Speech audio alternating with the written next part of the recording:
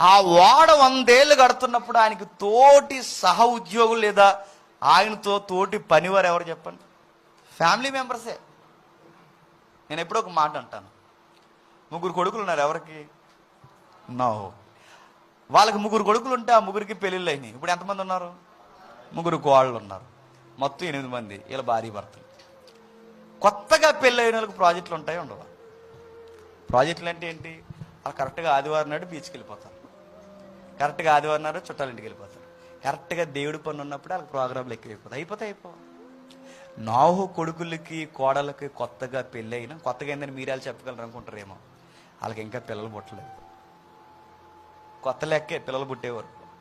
వాళ్ళకి కొత్త దంపతులైనా వాళ్ళ ముచ్చట్లు ఈదుల్లో తిరగాలనుకోలేదట, పార్కులకు పోవాలి, బీచ్లకు పోవాలి, అక్కడికి పోవాలనుకోలేదట.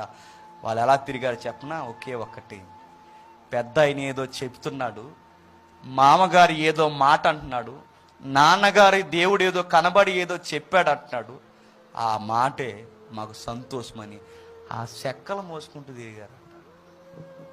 ఉదయం లేచిన కానీ చాలా పని ఏంటి చెప్పనా? చెక్క ముక్కలు టకా టకా టకా టకా కొట్టుకుంటే ఆ చెక్క ముక్కలే సంగీతం అంటే ఎవరికి? దేవుని పిల్లలైన వాళ్ళకి ఎలా ఉందో చూడండి.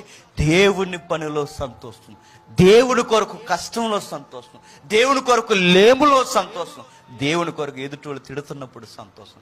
ఆ నవ దంపతులు దేవుని కొరకు ఆ 3 జంటలు వాడ కట్టడంలో నలిగాయి.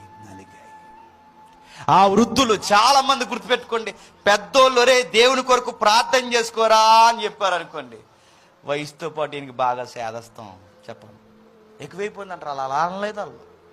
నోహుకు వయసు పెరిగిపోయి దేవుడు కనబడి ఈ ప్రపంచం మునిగిపోబోతుందని చెప్పాడు, మనం మారాలని చెబితే అదే మాట ఈ తరానికి చెప్పండి. యేసు ప్రభు రాబోతున్నాడు, ఈ ప్రపంచం చచ్చిపోద్దంటే మా నాన్నకి బాగా చెప్పండి ఏమంటారు? మా నాన్నకి బాగా దేవుడి పిచ్చి ఎక్కువైపోయింది అంటారు. అంటారా? వాళ్ళు అలా అనలేదట. వాళ్ళు మనకన్నా బెస్ట్ పీపుల్స్ గుర్తుపెట్టు. వాళ్ళు అలా అనలేదట, మరే మానకండా నీ పరీక్షలున్నా ఏమన్నా పక్కన పడే గంట ఆదివారం చర్చికి రానండి, ఎగ్జామ్స్ మానేమంటావా అంటావు. నీ ఎగ్జామ్స్ రాసి చచ్చిపోతా గుర్తెట్టుకో. సోమవారం ఎగ్జామ్ ఉంటే 1 గంట దేవుడికి ఇస్తే తప్పేంటి చెప్పండి? 1 గంట నీ మైండ్కి రిలీఫేగా, నీకు మంచిదేగా.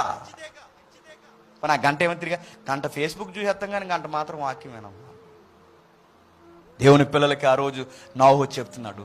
ఆయన చెబితే వృద్ధాప్యంలో ఉన్న ఆ వృద్ధుడు చెప్పిన మాట కోడల్లో జవదాట్లేదట, కొడుకులు నాన్న మాట కొట్టిపాడలేదట. మరో మాట ఏంటి చెప్పిన?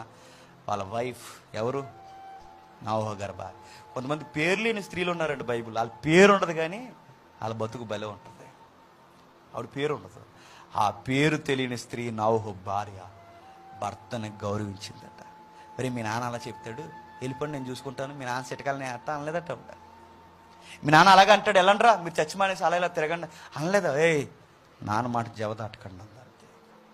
నోహుతో దేవుడు మాట్లాడాడు తప్ప వాళ్ళతో మాట్లాడడానికి అంత ఆధారం ఏమీ లేదు. కుటుంబం అంతా కలిసిపోయారు.